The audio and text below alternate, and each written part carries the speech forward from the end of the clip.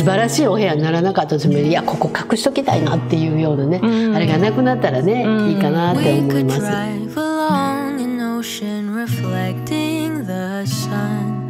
で、愛様、この方はね、ほら障子がこんな破れちゃったんですよ。仏間っておっしゃってたかな。ほら。これベアトリスさんの壁紙にしてもらいました。これ前にされた方のをご紹介して、またね真似してしましたっていうことで、はい、素敵になりました。こうなんか仏間とかそういう畳の部屋って、まあ諦めずにね、やってもらったらいいんじゃないかなっていうふうに思います。それですごい素晴らしいお部屋にならなかったとしても、いやここ隠しときたいなっていうようなね、あれがなくなったらね、いいかなって思います。山様、はい、私の家の仏間もコーディネート悩んでいますってコメントくださっているんですが、本当に、仏間のコーディネートって仏間の子でしようもないけどねだけどあんな風にちょっと障子変えるだけでも素敵になるし、それからね和洋折衷でしょ、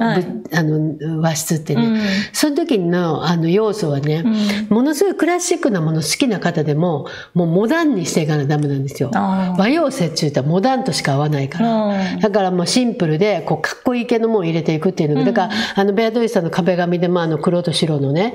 言ったらジオメトリックのすごいこうなんていうかシンプルな感じでしょ、あれってかっこいいかなと思うんですよ。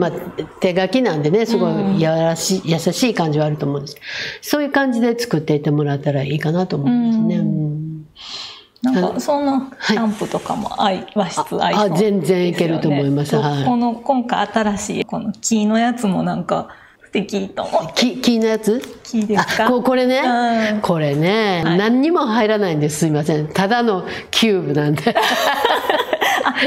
なんか入れさせてよとか思うんですよ。後ろのも。後ろのはあります。この後ろのも映ってる？そこの。あれ？はい、正面系。そうなんです。入らない。すごい素敵と思ってた。いいでしょう。なんかね、私本当は植物こう垂れるやつを置きたかったんですけどね、ちょうどいいのなくて、ででもこのキューブのやつもなんかテーブルみたいな感じじゃなくていいでしょう。これ新しく入ってきたんですけどね。和室の仏間のコーディネート。そうですね。ぜひぜひ。この方はたびたび登場してる方です。そうです。はい。で、私これもともとね、これビフォーです。ビフォーですね。こういう感じでベッドを置かれてたのを変えてくださいってずっと言ってたんですよね。窓が2枚あるんですよ。こことここに。ここに。とここに、でその窓からこう北側で冷気が入るからちょっと変えたくないですっていうことだったんですけど無理やり言っていろいろ説得して、無理やりではないんですけどいろいろ説得して、変えてもらいました。でこれがもともとでこれもね、ここをベアトリスさんのしてもらって、それでここがベアトリスさんのシェブロン織りでカーテン、で壁をこう隠しちゃってる感じですね。すごい素敵なんですけど、こっちに変えてもらいました。これがさっきほらここがベアトリスさんの壁紙で、このちっちゃい窓がこう2つあって、それで窓の方に向けてもらったんですね。バランス的には絶対こっちがいいかなと思うんです。お部屋自体が、ほとんどワンルームみたいな感じの広いワンルームなんですけど、こんな感じでテレビとか置かれてソファースペースの方から映されてるんですね。この空間がすごく素敵になったと思います。これがキッチンの方から見た感じのあれですけど、こういう風にして写すとね、ちょっとやっぱり手前に家具もあって、ちょっとややこしい感じになるんですけど、ここの方向から見た時もすっきり収まるようにするのがインテリアなんですよね。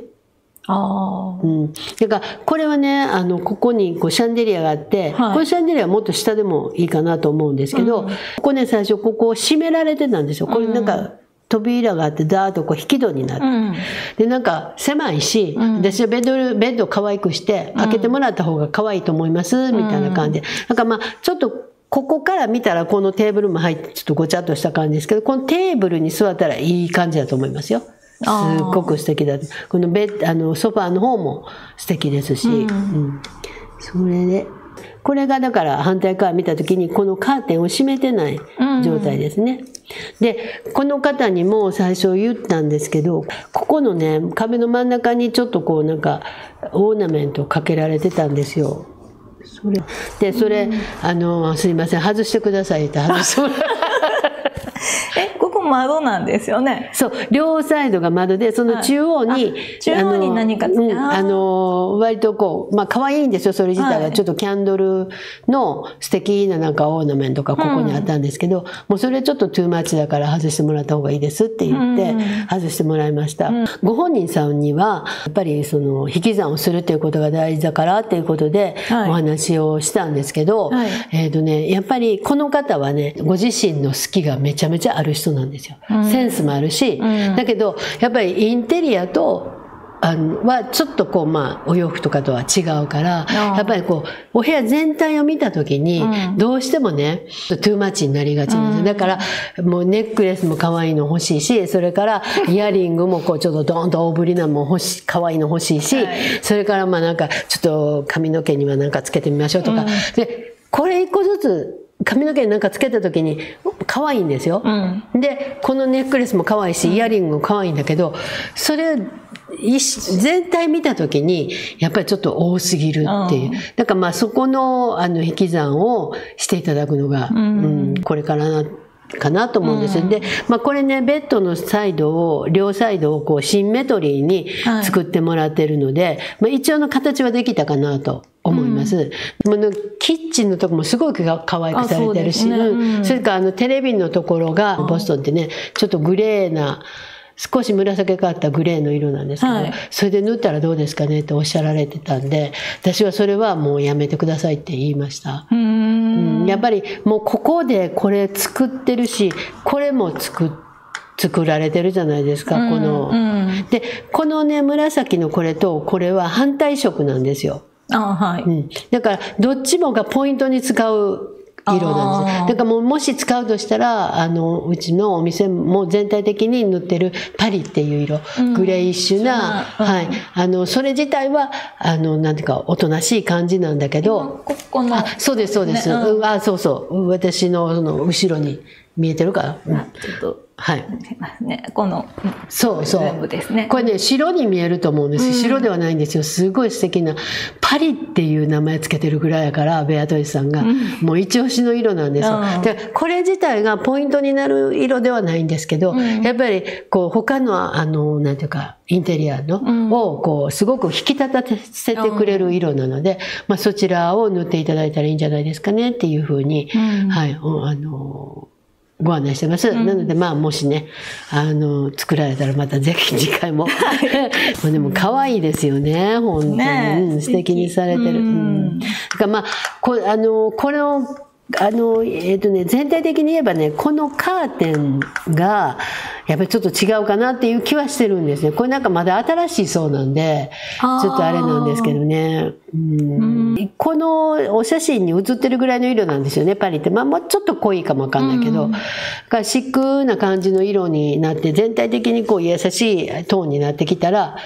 まあね次もう本当に10年先でもいいと思うんですけど、このカーテン変えたら随分変わるかなとは思いますね。